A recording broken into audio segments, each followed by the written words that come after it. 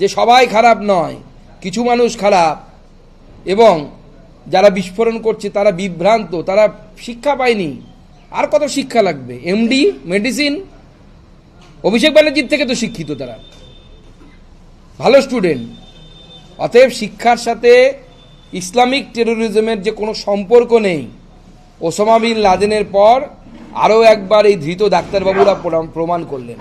নমস্কার বন্ধুরা, আমার নাম ধ্রুবজ্যোতি সরকার। শিক্ষার সাথে ইসলামিক টেরোরিজমের কোনো সম্পর্ক নেই, এই কট্টরতা শুধু ভারতে নয়, পুরো পৃথিবীর সামনে বিপদ। যারা অনুপ্রবেশকারীদের পক্ষে কথা বলে, যারা রোহিঙ্গাদের এখানে রাখতে উৎসাহ দেয়, তাদের কোনো নৈতিক অধিকার নেই এই বিষয়ে কথা বলার। দিল্লির ঘটনায় প্রতিক্রিয়া সুকান্তর। একজন মানুষের মৃত্যুও অ্যাকসেপ্টেবল নয়, এবং মাননীয় প্রধানমন্ত্রী যেটা বলেছেন যে যারা অপরাধী তাদেরকে উপযুক্ত শাস্তি দেওয়ার ব্যবস্থা ভারতবর্ষের এজেন্সি এবং সরকার করবে।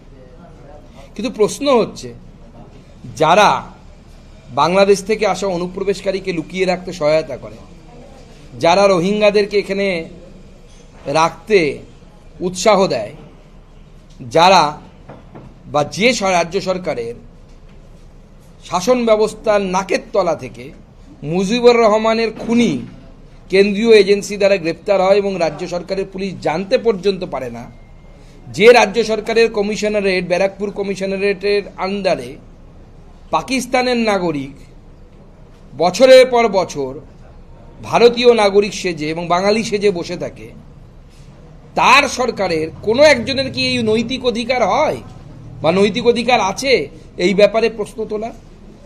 দ্বিতীয়ত, যখন ইউপিএ সরকারের অংশ মমতা বন্দ্যোপাধ্যায় ছিলেন, এবং তার আগে কংগ্রেস নেত্রী হিসেবে তিনি কেন্দ্রের মন্ত্রীও ছিলেন, খেলোয়াড় মন্ত্রী ছিলেন, এবং তিনি নাকি বেস্ট খেলোয়াড় হয়েছিলেন, তখন ভারতবর্ষে কতবার বোম বিস্ফোরণ হতো তার হিসেবটা একবার আছে?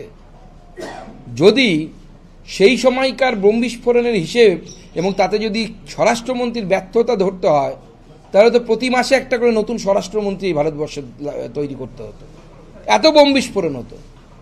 এবং তখনকার স্বরাষ্ট্রমন্ত্রীকে আমরা দেখেছি, যেদিন বোম বিস্ফোরণ হচ্ছে স্বরাষ্ট্রমন্ত্রী দুটো প্রেস কনফারেন্সের মধ্যে তার জামার কালার চেঞ্জ হয়ে যাচ্ছে, আমাদের মনে আছে, কেউ ভোলেনি ভারতবাসী। তাই ভারতবাসী জানে যে দেশ শক্ত হাতে আছে, আর যারা গলা ফাটাচ্ছে তারাই তো এই ধরনের শক্তির তাবেদার, তারাই তো ওয়াকফ নিয়ে বড় জমায়েত হতে দেয়, তারাই তো বলে যে সন্ত্রাসের কোনো ধর্ম হয় না, তারাই তো এই ধরনের ন্যারেটিভ তৈরি করার চেষ্টা করে যে সবাই খারাপ নয়, কিছু মানুষ খারাপ, এবং যারা বিস্ফোরণ করছে তারা বিভ্রান্ত, তারা শিক্ষা পায়নি। আর কত শিক্ষা লাগবে? এমডি মেডিসিন, অভিষেক ব্যানার্জির থেকে তো শিক্ষিত, তারা ভালো স্টুডেন্ট। অতএব শিক্ষার সাথে ইসলামিক টেরোরিজমের যে কোনো সম্পর্ক নেই।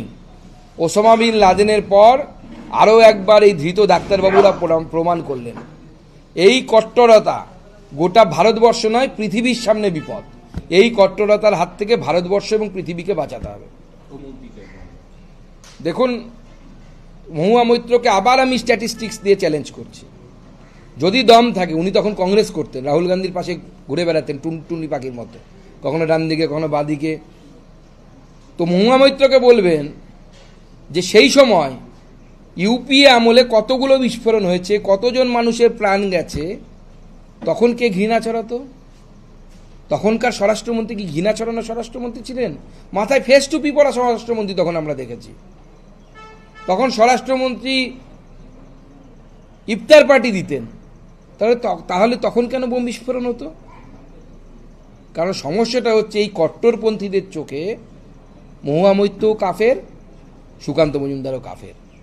কারণ মহুয়া মৈত্র মুখ ঢাকেন না, আর আমি ছোট পায়জামা পরি না। দুজনের ট্রিটমেন্ট একই। কাদের কাছে? এই কট্টর মানসিকতার লোকেদের কাছে। এই সহজ সত্যটা যেদিন মহুয়া মৈত্রের মতো লোকেরা বুঝবেন, যত তাড়াতাড়ি বুঝবেন, তাদেরও মঙ্গল, দেশেরও মঙ্গল। বন্ধুরা, ভিডিওটি ভালো লাগলে দয়া করে লাইক শেয়ার করে দেবেন, আমাদের পেজটা ফলো করে দেবেন, আর আপনার মতামত কমেন্ট করে অবশ্যই জানান। ধন্যবাদ।